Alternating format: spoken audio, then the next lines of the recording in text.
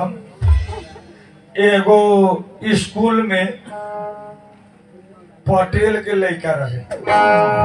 आ एगो हमर यादव के लड़का रहे। रउआ लोगन जरूर जानत हो, हम पढ़ल होके चाहे ना पढ़ल होके पटेल के लड़का होशियार रहल आ हमर यादव के तरीका बुर्बक रहल। दोनों गोड़ा स्कूल में पढ़े आ बड़ा बढ़िया, बल्कि एक दिन वो दोनों के यारी लागे। हमारे यादव के लेके कहते ना यारी लगा ले, संगत कर ले तो ठीक रही। अब पास हो जाए, पटेल के लेके पास हो जाए, हमारे यादव के लेके फेल हो जाए। हमने के यादव में तो जल्दी फेले हो आ फेल होते होते एक बेर 5 में नाम लिखवा ले बोले। हाँ तो डायरेक्ट खाली अगुआ के कहेला, ओइसे पढ़ाई चले। मास्टर साहब ए चुटकुला रहो ना सुनले बड़ा बढ़िया बाटे, समझे वाला। काहे कि ये पर कथी रहला कि देश दुनिया जैसे आगा के उपलब्ध विद्यार्थी लोग के लिए बाटे। विद्यार्थी लोग पढ़त रहे, लेकिन हमारे यादव के लड़का बुर्बक का पटेल भाई के लड़का तरीका होशियार रहे। हर क्लास में आगे पास हो जाए। हमारे मेरी गड़बड़ा जब फेल पास होते होते, लेकिन ई बात रहे कि यारी लागल संगत हो गए तो होशियार का विद्यार्थी बुर्बका के लिख देवे पास होला। करे धरे तो 10 क्लास ले गए, 8 ले 9 10 सब टपा दे, लेकिन हमारी बुर्बका बुर्बक रह गए। तो ले बात हो गई कि अब देहात में न पढ़े के बाद घर के गार्जियन टाइट कर सब दिन गांव घर में पढ़ी तो इज्जत कर दी रही। लड़का हमार वीरगंज पढ़ी, अब पटेल भाई के लड़का आके कही यादव के लड़का पार्टनर सुन ना,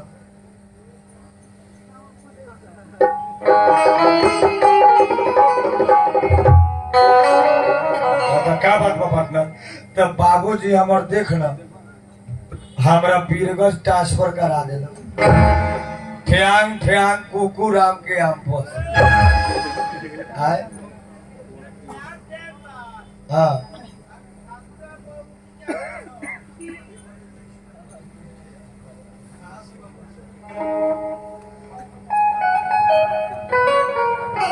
ठाकुर आम बहुमुखी कैंपस, ठाकुर आम बहुमुखी कैंपस हाँ वही में।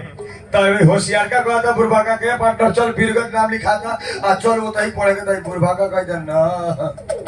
पार्टनर हम वहाँ न जब कहता काहे तो वहाँ इंटरव्यू देवे के हो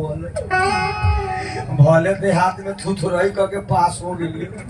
लेकिन वीरगंज में न हो वैसा बात चली ना ठीक है। चलू अपने के इंटरव्यू हम दिवाए, इहो बैग लेके तैयार हो। जब वीरगंज पहुंचल ठाकुर आम बहुमुखी कैंपस में तो 300 विद्यार्थी घामा में लाइन लगा रहे इंटरव्यू देवेला। अब हमारे यादव के लेकर देखते कोई जब पार्टनर हमारा ऑटो पकड़वा देना हो तो हम चल जाए होता। अब वो पटेल हम बड़ी शिकायत हो तो बाप के शिकायत हो तो खर्चा करके आयल बोले। अब चल पार्टनर तो इंटरव्यू हमरा बड़ा भारी बुझाई इहो लाइन लागे। तब हमारे यादव भाई के बुर्बके यादव बोले तब ओकरा के होशियार लेखा ए पार्टनर एगो काम कर, तू होशियार बारे आगा चल जो हम पाछा रह। जैसे जैसे तोरा इंटरव्यू पूछ लेता हूँ ना उहे इंटरव्यू हमरो के लिए बता दी तोरे हिसाब से। अब पटेल भाई के लेके आगा हो गए, हमारे यादव के पछाड़ी घाम में तैका तैका घुस के रहे पूछी पास हो तो के। अब जब इंटरव्यू के लाइन ला गई हमारे यादव भाई के लेके घामा में छटपड़े साला बेकार के लिए भले में देहात ओकरा कोनो मतलब नहीं इंटरव्यू से। अब जब पहुंचा था होशियार का विद्यार्थी क्लास में तो 3 गो मास्टर बैठा रहे आ तीनों टेम्परी आए। अब तीनों बैठल कुर्सी में जब पहुंचा था होशियार का विद्यार्थी जाते मात्र कहता गुड मॉर्निंग सर, सिट डाउन बैठ जाओ। अभी बैठे अभी तीनों मास्टर लोग कहता है विद्यार्थी होशियार बुझाए क्लास में पहुंचते गुड मॉर्निंग सर आगा बढ़े वाला में अभी लड़का से इंटरव्यू लेगा कि सबसे पहले ये बताओ इंटरव्यू में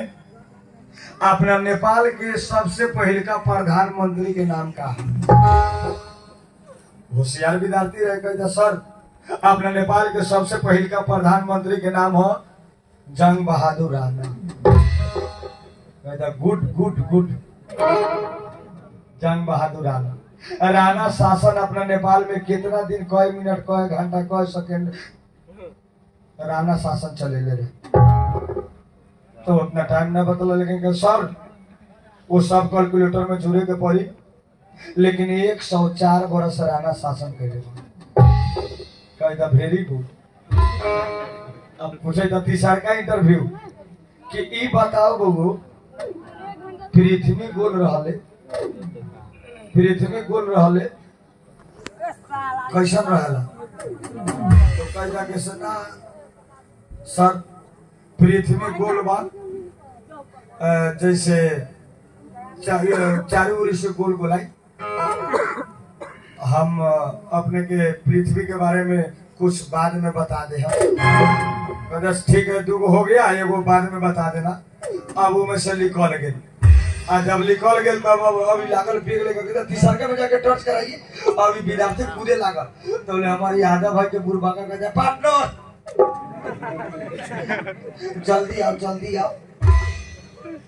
जल्दी आओ जल्दी तो कहते ए रुक ना लिखा के आवे ना तो कहबहू के देख ले तो हम ऑटो पकड़ लेबो कथि बोलियो तो तीनों को पूछ लो तो कहते कथि ए देख ले तोरा हम पूरा बता दे चलियो एक नंबर में जंग बहादुर राणा दूसर का में 104 बरस आ तीसर का में पृथ्वी गोल रहले वैज्ञानिक पता लगा रहल बा अब इतने बता दे तभी हम यादव के लेके लगल फूल है चल बता अब यो इंटरव्यू में जब कि यादव है याद है तो मतलब काहे देना अब सर लोग ने कहते मतलब एक ही में सनी देओल लेकर गोल उठा कर तीनों मास्टर में दे घन अगले बका और तीनों मास्टर सब सोचे लागल कहते बउआ इंटरव्यू दे जी सर क्या बड़ा खाए फिर बढ़िया ठीक बात इंटरव्यू देवे वाला ना कहता जी सर तोहर नाम कहा तो एकरा तीने को बतैले रे सर जंग बहादुर राणा तीनों मास्टर के आगे केवल कुर्सी पर से फीला तो लोग दो बड़े सकल कहते ना हो सकल कहीं बाप मातारी दुलार से नाम रख दे जंग बहादुर राणा बउआ तोहर उम्र 104 बरस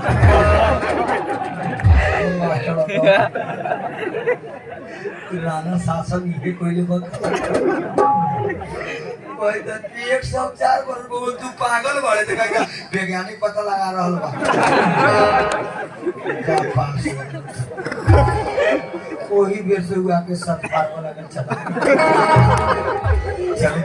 ये छोट बात लेकिन ये बात के अगर सोचल जाए पढ़ल लिखल वाला लोग तो समझम की बड़का चीज है ऐसे इंटरव्यू चाहे पढ़ाई अपना दिमाग से करे के चाहे केहू से हेल्प ले हम तब फेल होबे कर जैसे अब आयल तो लागल गांव घर में ट्रैक्टर चलावे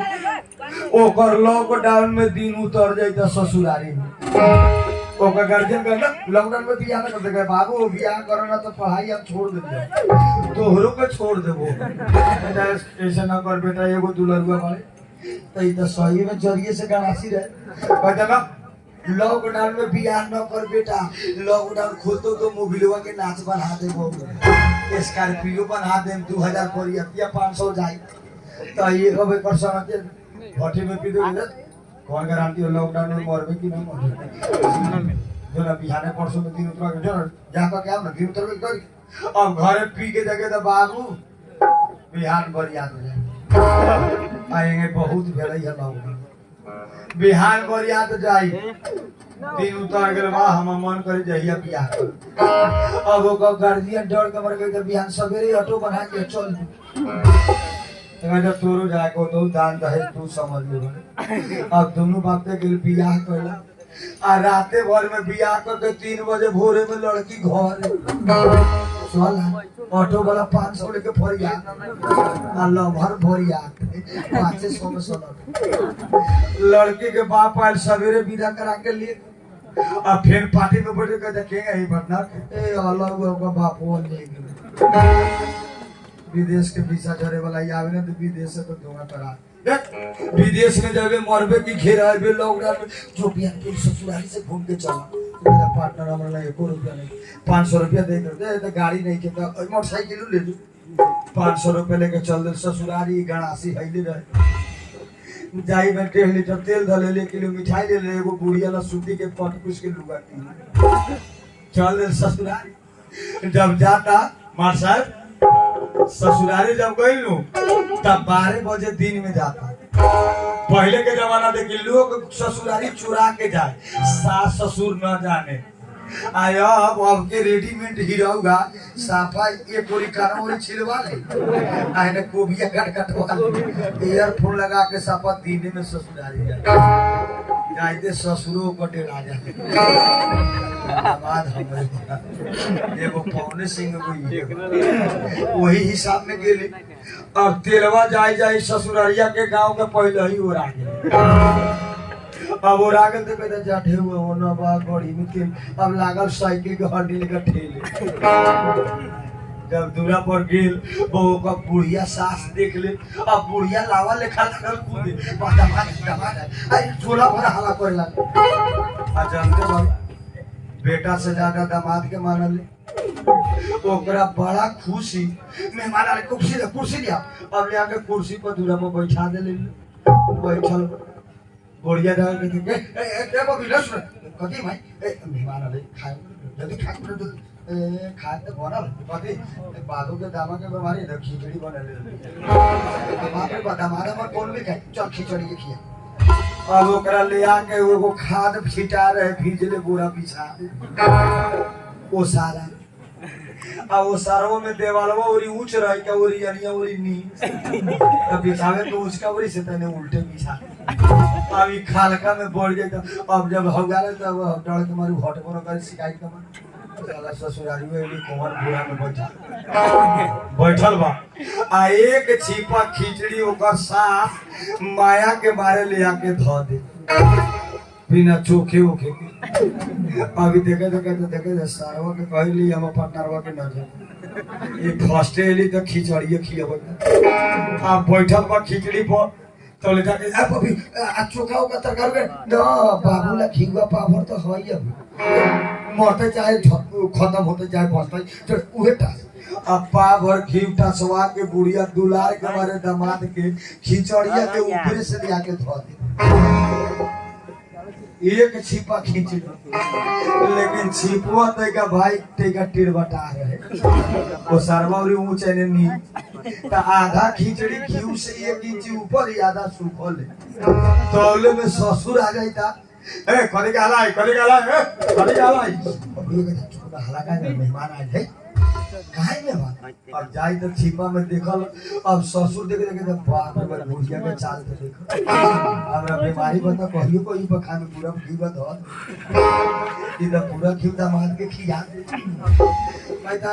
ना सुने जाए लेना आओ हम यही ना खा लूं अब बोले के नानो भाई ये ले जाओ ना घर में ए यही ना खान तो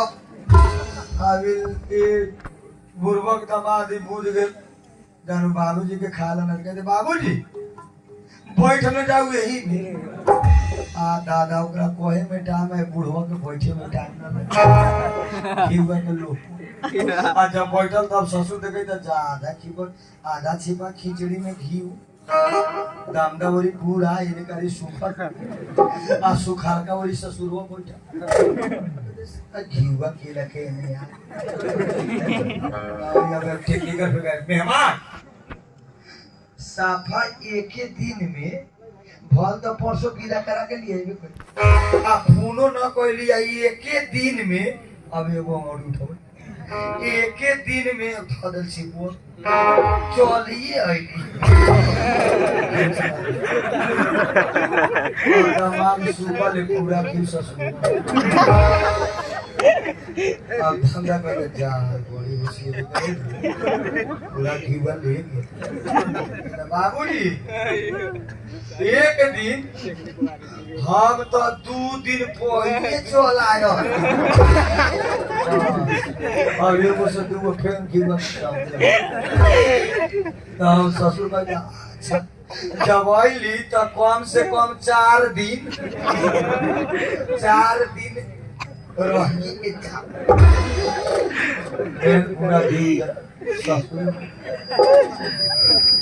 तब मेहमान का इधर अपने का इधर 4 दिन हम साफर नवरत्न पुगाइए के जाए तब बुढ़वा का इधर 9 दिन काहेला रहब मन करे तो 6 दिन 6 महीना साल भर 3 महीना कहिया मन कहिया ले रहो पूरा घर के सौ खाते रहो चलिए बड़ा खुशी लगा लेकिन प्रॉब्लम यही चीज के बाटे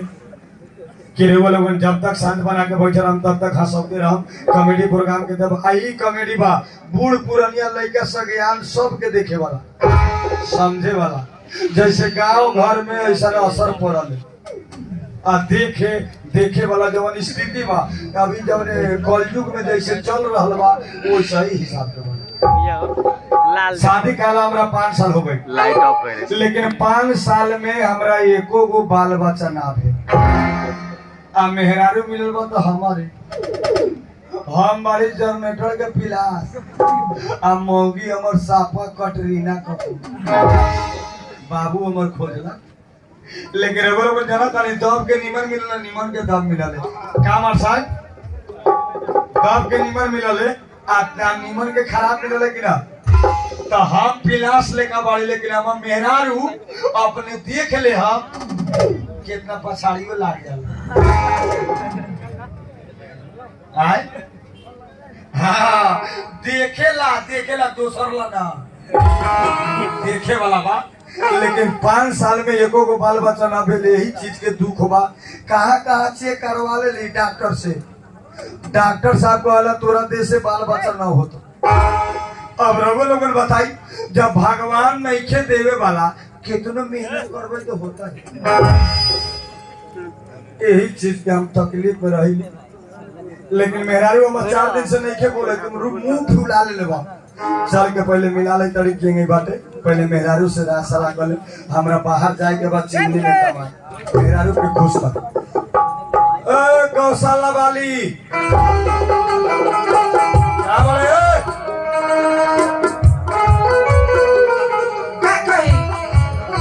जब से बियाह के गल तब से हमारे घर में दशा बा हमरा शादी के 5 साल हो गई अभी तक ले लड़का फेंकने के होई आई हमर मरद ह तो ना जाने कहां गेल बा ठीक बा आवे तो हम बतावा तनी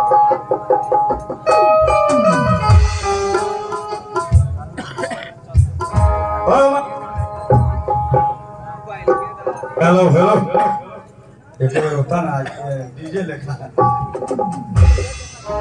ओ मार साहब बोला मौगी के केंगे चक्रावर है